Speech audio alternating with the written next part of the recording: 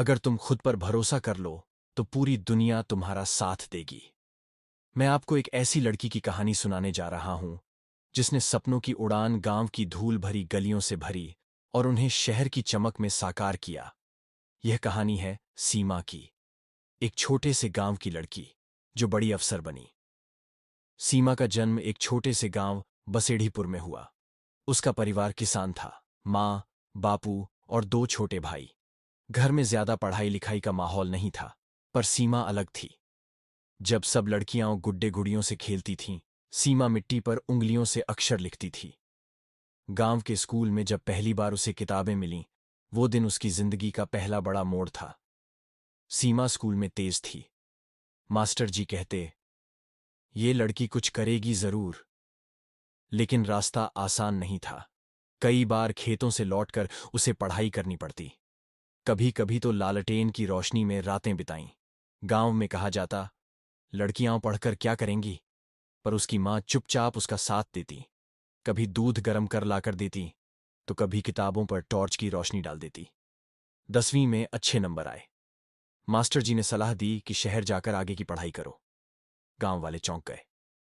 लड़की को शहर भेजना? मगर सीमा की मां ने बापू को समझाया, अगर सीमा उड़ना चाहती है तो उसके पंख मत काटो। आखिरकार सीमा शहर चली गई। शहर नया था, डरावना था। पहली बार हॉस्टल में रही। भाषा अलग थी, लोग अलग थे। कभी कभी अकेलापन इतना घेरता कि सीमा रो देती, लेकिन उसने हार नहीं मानी। उसने खुद को बदलना सीखा, अंग्रेजी सीखी, किताबों से दोस्ती की और खुद को संभालना सीखा। कॉलेज में टॉप किया। फिर उसने सपना देखा, यूपीएसएससी का। यूपीएसएससी की तैयारी आसान नहीं थी। कई बार फेल हुई, कई बार खुद से सवाल किए, क्या मैं कर पाऊंगी? लेकिन हर बार मां की आवाज कानों में गूंजती, तू लड़ने के लिए पैदा हुई है, हारने के लिए नहीं। और फिर एक दिन परिणाम आया। सीमा का नाम पहले पन्ने पर था।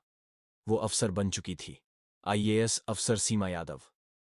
जब वो अफसर बनकर पहली बार अपने गांव लौटी, स्कूल के बच्चे तालियां बजा रहे थे, बूढ़े दादी दादा आशीर्वाद दे रहे थे, और मां सिर्फ मुस्कुरा रही थी, क्योंकि उसकी बेटी ने वो कर दिखाया था जो एक समय सिर्फ एक सपना था। सीमा की कहानी हमें बताती है कि सपनों की कोई जात, कोई जमीन नहीं होती। वो सिर्फ मेहनत और हौसले से पूरे होते हैं। अगर आपके पास इरादा है तो रास्ता अपने आप बनता है।